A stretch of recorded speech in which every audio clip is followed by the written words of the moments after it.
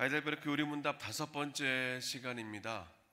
첫날과 둘째 날 정도까지는 좀 보이시던 분들이 어인일이신지 안 보이는 분들이 좀 계시오니 여러분 주변에 잘 강권하시고 권면하셔서 이 아침에 정말 우리의 신앙의 뿌리가 되고 근간이 되는 이 52주 좀 길지만 이 하이델베르크 요리문답 52주 여정을 함께 나가자고 좀 그렇게 여러분들 독려하셔서 같이 함께 주 앞에 나오는 그런 복된 우리 토요일 아침 되길 바랍니다.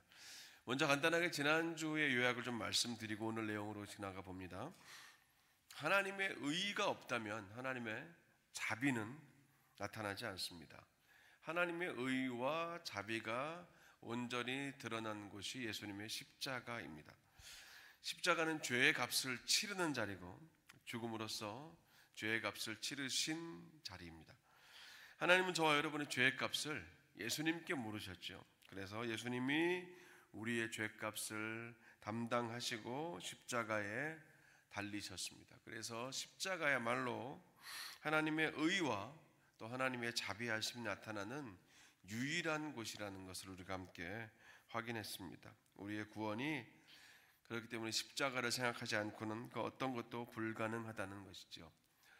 오늘 5주차부터 우리는 하이델베르크 요리문답 제2부가 시작되는데요. 우리의 구원, 우리의 구속에 대한 그런 파트입니다. 우리가 한글로는 구속이란 말을 쓰는데 한문의 풀이는 여러 개가 있는데 그 중에 가장 대표적인 한문, 구속의 한문 2가지가 있는데 그 2가지가 정반대의 뜻이죠. 첫 번째 일반적으로 쓰는 구속이라는 말은 죄로 인해서 이제 감옥에 갇히게 되는 구속을 말합니다. 구속 수감할 때 그 구속. 그리고 이제 우리가 오늘 다루게 될 이 구속함이죠.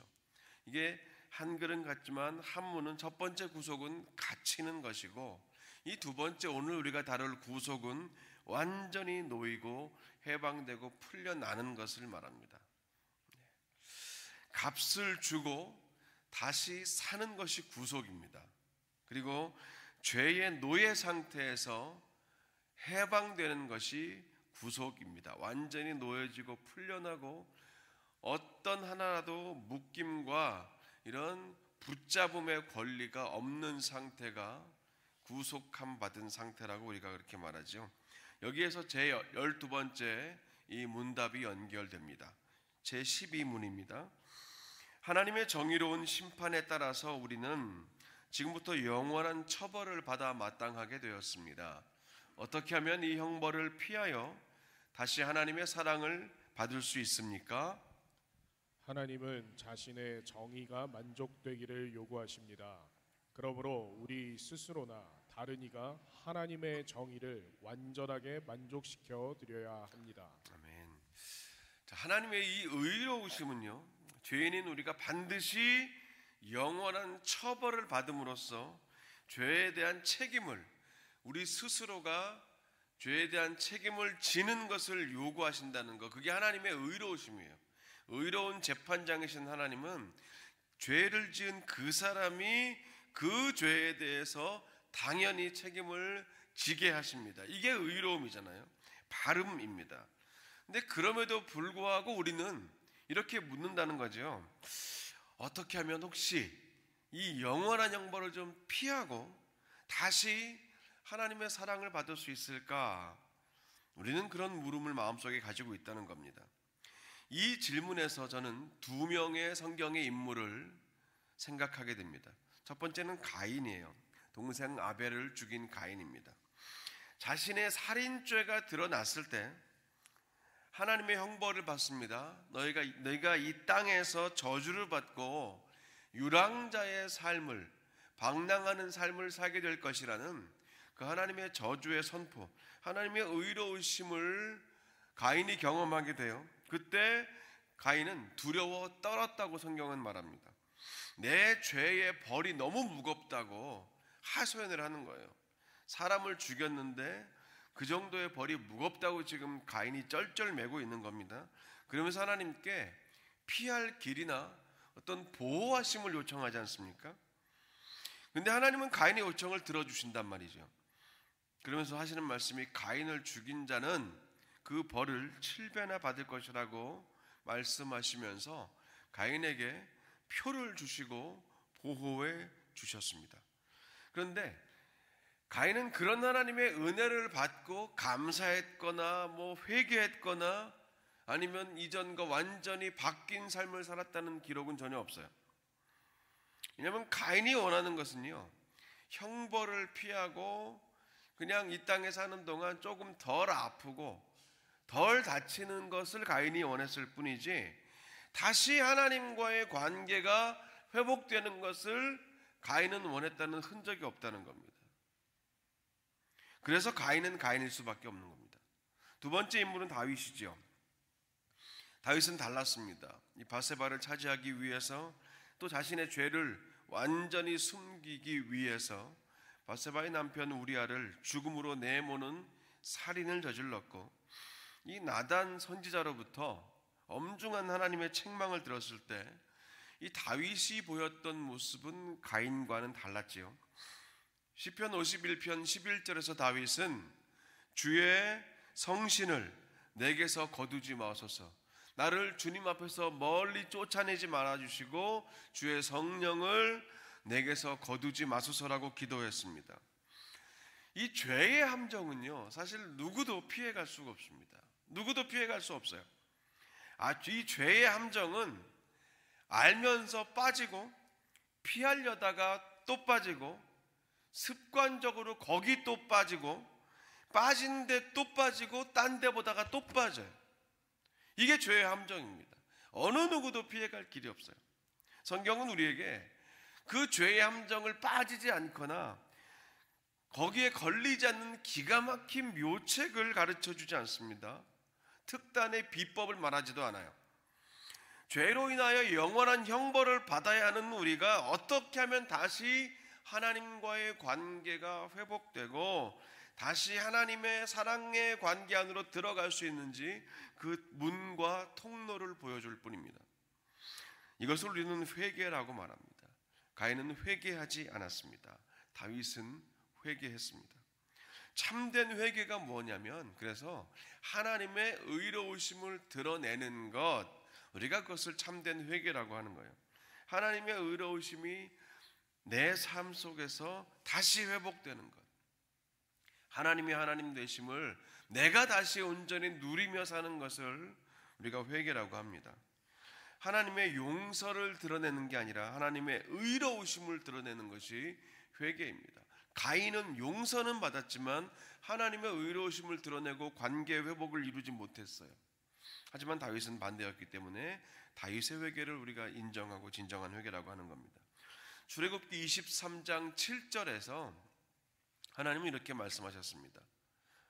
거짓 일을 멀리하며 무죄한 자와 의로운 자를 죽이지 말라. 나는 악인을 의롭다고 하지 아니하겠노라. 자, 절대로 악인은 의롭다고 하지 않겠다고 하신 하나님께 어떻게 죄인인 우리가 나아가서 화해하고 회복할 것인가? 이제 여기가 제 13문답으로 연결되는 지점입니다. 13번째 질문입니다. 우리 스스로 죄값을 치를 수 있습니까? 물론 그럴 수 없습니다. 사실 우리는 날마다 죄를 더해가고 있을 뿐입니다. 이제 본격적으로 구속의 원리가 나오기 시작하는 거죠.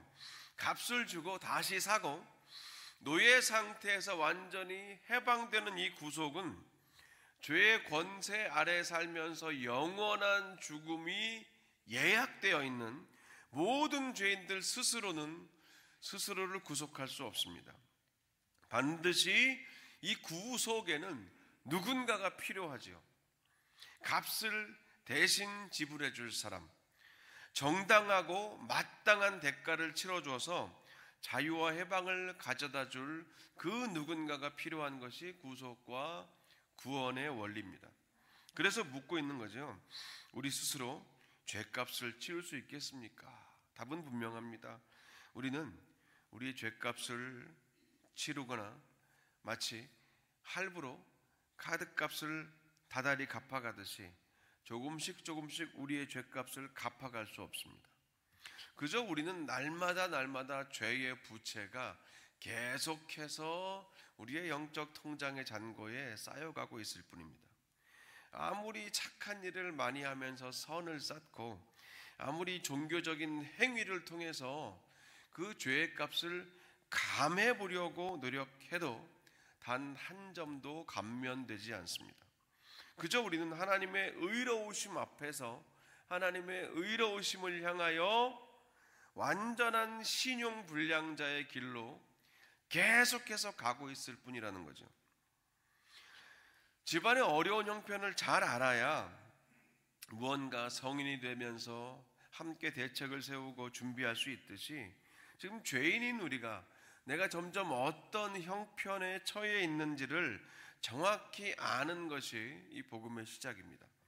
우리의 빚은 날마다 증가하고 있다는 거예요. 누군가 그 빚을 갚아준다고 한다면 분명한 것은 그에게는 나의 이 빚을 갚아줄 능력이 있다는 것이죠. 지불할 그 내용, 대신 지불할 그 무언가를 충분히 가지고 있기 때문에 그 갚아줄 능력이 있다라고 말하지 않습니까?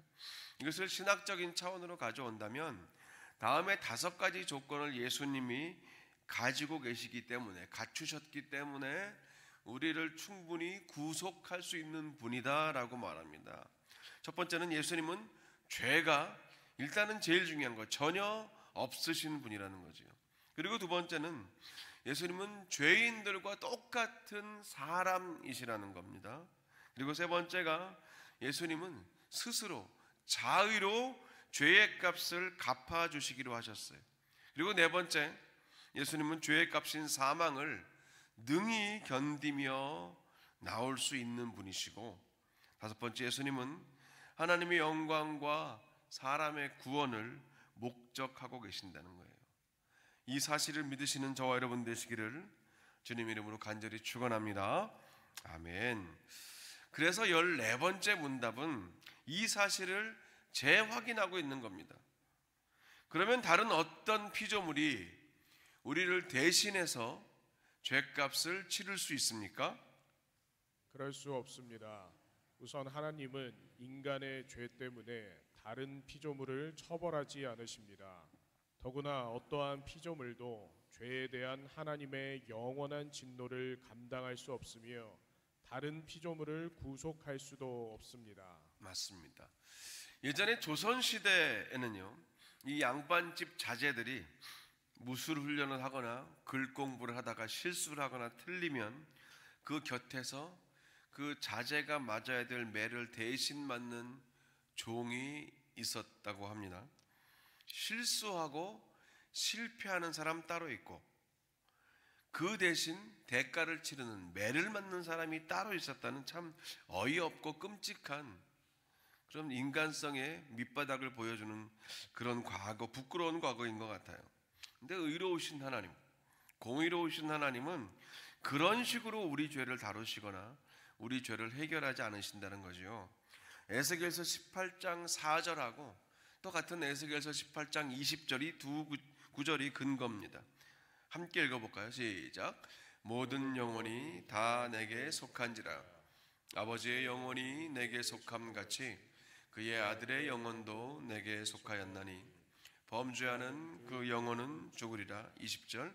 범죄하는 그 영혼은 죽을지라. 아들은 아버지의 죄악을 담당하지 아니할 것이요 아버지는 아들의 죄악을 담당하지 아니하리니 의인의 공의도 자기에게로 돌아가고 악인의 악도 자기에게로 돌아가리라. 한 구절 더 봅니다. 시편 49편 이 7절과 8절도 한번 더 보면 좋겠어요. 같은 말을 하고 있습니다. 시작. 아무도 자기의 형제를 구원하지 못하며 그를 위한 속전을 하나님께 바치지도 못할 것은 그들의 생명을 속량하는 값이 너무 엄청나서 영원히 마련하지 못할 것임이니라. 자, 이 말씀은 적어도 우리 사람과 같은 피조물 중에서는 그렇게 속량, 구속해 줄 수 있는 존재가 단 한 명도 없다는 겁니다. 대신 해줄 수 없다는 거예요. 아버지가 아들의 죄를 대신해 줄 수 없고 의인이 악인의 악을 대신해 줄 수 없다는 겁니다. 하나님은 아무리 화가 나도 무턱대고 아무 물건이나 집어던지고 뒤집어 엎고 아무에게나 분풀이하고 분노를 폭발하는 그런 불의하신 분이 아닙니다. 물론 구약에서는 이 동물들, 짐승들이 예수님을 예표하면서 제사에 사용되었죠. 하지만 그 동물은 죽으면 그냥 그걸로 끝났습니다. 제물로 드려졌던 황소가 3일 뒤에 다시 살아나는 일은 없습니다. 제사에 드렸던 그 대속의 동물들은 예수님의 대속의 제사를 상징적으로 나타낼 뿐이지 절대로 하나님의 영원한 형벌을 영원히 짊어질 수 있는 존재들은 아닙니다. 반복적으로 제사를 드릴 수밖에 없지요.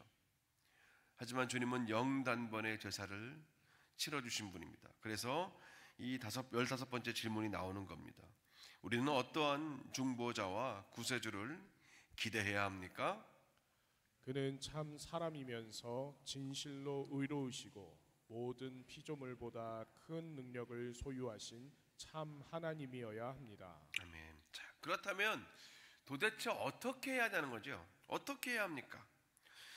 태어날 때부터 죄와 악을 즐겨 찾고 우리는 하나님의 이 말씀들은 죽었다 깨도 다 온전히 지킬 수가 없는데 그래서 날마다 죄로 인한 부채만 쌓여가는데 도무지 방법이 없겠는가 하는 질문입니다. 여기서 기독교의 핵심 원리가 나오지요. 그렇기 때문에 참 사람이시면서 참 하나님이신 분이 필요하다는 겁니다. 그는 진실되고 의로운 참 사람이셔야 하고 동시에 모든 피조물보다 능력이 있는 참 하나님이어야 합니다. 히브리서 2장 17절과 히브리서 7장 26절이 두 구절은 말합니다. 함께 읽습니다. 그러므로 그가 범사의 형제들과 같이 되심이 마땅하도다. 이는 하나님의 일에 자비하고 신실한 대제사장이 되어 백성의 죄를 속량하려 하심이라. 7장 26절. 이러한 대제사장은 우리에게 합당하니 거룩하고 악이 없고 더러움이 없고 죄인에게서 떠나 계시고 하늘보다 높이 되시니라. 한 군데 더요. 이사야 9장 6절도 말합니다. 시작. 이는 한 아기가 우리에게 낳고 한 아들을 우리에게 주신 바 되었는데 그의 어깨에는 정사를 메었고 그의 이름은 기묘자라 모사라 전능하신 하나님이라 영존하시는 아버지라 평강의 왕이라 할 것임이라. 아멘. 니고시에이터라는 영화를 본 적이 있습니다. 이 니고시에이터 영화에 나오는 캐릭터인데 교섭가, 협상가, 중재자 이제 그런 뜻이죠. 니고시에이터. 사건 현장에서 인질을 붙잡고 있는 이 인질범은요, 이 스왓팀과 같은 특수부대를 그냥 공격할 수 있는 능력을 가지고 있는 이 스왓팀을 만나기 전에 먼저 이 니고시에이션을 통해서 협상을 치르게 됩니다. 이유는 한 가지입니다. 최소한의 피해를 가져오기 위해서입니다. 이 니고시에이터는 치우치지 않아야 되는 굉장히 중요한 조건이 있죠. 경찰의 입장만 대변하면 범인과 대화가 되지 않고 또 범인의 편에 서면은 이게 또 말이 안 되는 거거든요. 외줄타기와 같은 숨막히는 긴장감이 늘 있던 것 같아요. 영화나 드라마에 나오는 이 니고시에이터들의 모습을 보면 굉장히 긴장감, 말 한마디, 그 토시 하나하나가 너무너무 예민합니다. 그 한 단어, 한 표현으로 범인의 마음을 더 화가 나게 할 수도 있고 가라앉힐 수도 있기 때문에 그렇죠. 최고의 니고시에이터는 모든 인질들을 무사히 구출해내고 단 한 명의 사고도 없이 구출해내고 마지막으로 범인의 생명까지도 안전하게 법의 정당한 심판을 받도록 인수인계하는 자가 최고의 네고시에이터입니다. 이 네고시에이터와 예수님을 사실은 감히 비교할 수 없지만 그 영화를 보면서 예수님을 생각한 적이 있다는 거죠. 우리는요, 나와 생각이 다른 사람을 불편하게 여깁니다. 당연하죠. 그 불편함을 뭐라 그러는 게 아닙니다. 그래서 우리는 나와 잘 통하는 사람과 함께 어울리고 시간을 보내고 삶을 공유하지 않습니까? 교회라고 예외 아닙니다. 사람이 모인 곳이기 때문에 그렇죠. 그런데 그 수준에서 나와 잘 통하는 사람, 나와 편한 사람, 내가 편한 일, 그 수준에서만 계속 머물러 있으면 우리가 주일날 다루는 산상수훈의 다름과 따름의 삶, 페리손, more than others, 그들보다 더한 것이 무엇이겠냐라고 주님은 물으신다는 거 아니겠습니까? 그 다음 단계까지 나아가야 되는데 그 기준과 목표와 방향이 바로 대속 제물 되시고 중보자가 되어주신 우리의 삶의 현실적으로 방금 말씀드린 그런 니고시에이터 같은 그런 역할을 극대화시켜서 우리 모두에게 차별 없이 실수 없이 실패 없이 완벽하게 하신 그 예수 그리스도, 그 주님이 우리의 기준과 방향과 목표시라는 거죠. 그래서 개인적으로 저도 이 최대한 좀 치우치지 않으려고 노력은 합니다. 쉽지 않지요. 그래서 기도하면서 노력합니다. 어떤 분들은 왜 목사가 내 편이 아니고 우리 편이 아니냐고 불평과 불만을 할 수도 있겠지만, 목사는 전 그렇게 배웠거든요. 목사는 누구냐? 갈라진 틈에 서서 매맞는 사람이다. 전 그렇게 배웠어요, 목회를. 그래서 목회가 힘든 거라고 배웠습니다. 하지만 그게 예수님이 가신 길이라고 배웠어요. 갈라진 틈, 싸우는 자리에 가서 양쪽에서 매맞다가 서로 화가 풀리면 그냥 화해하고 그렇게 하나 되는. 근데 목사는 그 자리라는 거죠. 그래서 그게 힘든 건 맞는 것 같아요. 근데 거기에서 예수님을 발견하고 그 자리에 서 계시는 예수님 만나니까 복된 자리라고 저는 늘 믿고 있습니다. 그래야 하는 이유와 목적은 분명합니다. 하나님의 영광과 교회의 하나됨, 그리고 성도의 균형 잡힌 인격과 영성을 위해서입니다. 근데 우리 예수님은 그 수준에 머물지 않으신 분이잖아요. 하나님이신 분이 사람이 되셔서 화목의 일을 이루셨습니다. 단순히 하나님과 죄인인 우리를 화해시킬 뿐 아니라 우리의 죄값을 대신 치러주셨고, 이 사실을 믿는 모든 자들의 죄의 문제를 해결하심으로 구원자가 되어주신 겁니다. 하나님의 의로우심을 그래서 만족시켜 드리셨고 우리의 죄의 문제를 해결해 주신 것이죠. 참 하나님이 참 사람이 되셔서 양편 모두의 조건을 만족시켜 주셨기 때문입니다. 우리 모두는 예수님께서 의로우신 하나님께 죄의 값을 대신 치러주시고 구속해 주신, 사주신 사람들입니다. 모든 사람은 죄인이에요. 그래서 사형 언도를 받았고 그 뒤로 육신과 또 질병과 삶의 고통들, 마음의 답답함들, 또 영혼의 어둠 같은 그런 감옥 안에 갇혀서 살고 있었습니다.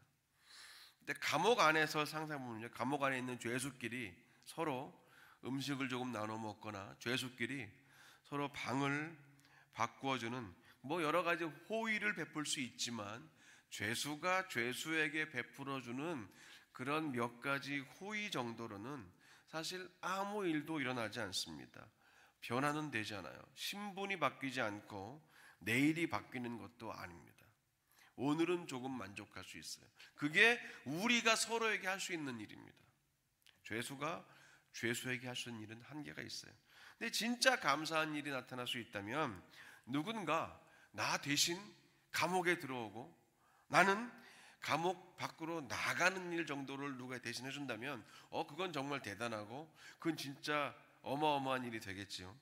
저는 그런 의미에서 예수님이 우리를 구속하시고 우리의 값을 대신 치러주셨다는 그 의미는요, 감옥에 들어올 필요가 전혀 없는 분이, 왜? 죄가 없으시니까. 감옥에 들어올 필요가 전혀 없으신 분이 대신 감옥에 들어와서 죄인의 신분이 되신 것까지도 어마어마한 일인데, 대신 사형 언도를 받으시고 형장의 이슬로 나 대신 내가 죽어야 할, 내가 사형받아야 될 죄인인데 나 대신 죽어주셨다라는 그런 것입니다. 이것이 복음이고 은혜이고 감사이며 찬양할 이유라는 거죠. 그렇기 때문에 이 사실을 믿는 모든 성도들의 삶에서는 감사와 찬양이 그치지 않아야 함이 마땅한 것입니다. 이 구속의 은혜를 알고 믿는다면 우리의 삶 속에서 어떻게 감사와 찬양이 그칠 수가 있겠냐 하는 것입니다. 원론적이고 너무 흔해 보이지만 너무 중요한 지점을 말씀드립니다. 왜냐하면 여기가 바로 우리 신앙의 뿌리이기 때문에 그래요. 뿌리가 약하면 나무는 쓰러집니다. 겉모습은 아름드리 나무처럼 보일 수 있어요. 예전에 저희 아이들 어렸을 때 저 뉴폴트 빛 쪽 아파트 살았는데요. 교회에서 아파트로 가다 보니까 바람이 세게 분 다음날 아침에 평소에 지나다니던 길에 있던 큰 아름드리 나무가 있었는데 그 지난 밤에 바람에 넘어졌더라고요. 그래서 다른 아파트에 이 자동차를 덮쳤어요. 그 장면을 보고 있는데 깜짝 놀랐습니다. 뿌리가 없어요. 등치는 이만한데요. 넘어진 나무를 보니까 뿌리가 그냥 요만큼밖에 없는 거예요. 알았죠. 그래서 넘어졌구나. 저는 지금 우리가 다루고 있는 이 하이델베르크 의리문답, 오늘 이 5번째 메시지뿐 아니라 전체 내용들이 우리의 뿌리를 깊이 내리는 시간이거든요. 그래서 나와야 돼요. 그래서 나와야 됩니다. 우리 믿음의 근간이 되는 지점이에요. 이런 나를 위해 주님이 오셨고, 이런 나를 위해 십자가 지셨네. 이런 나를 위해 섬김이 되셨고, 이런 나를 위해 사랑이 되셨네. 구원이 되셨네. 이 찬양의 고백이야말로 날마다 우리가 고백해야 할, 이 땅의 삶을 마치는 날까지 고백해야 될 신앙의 언어 아닙니까? 내가 누구인가? 그리고 나는 어디로 가야 할 자였는가? 또 예수님은 누구신가? 그분이 나를 위해 하신 일은 무엇인가? 이 질문에 대한 대답들을요, 오늘도 내일도 우리의 심장 안에 늘 품고 사시는 그런 저와 여러분 되시기를 주님의 이름으로 간절히 축원합니다. 아멘.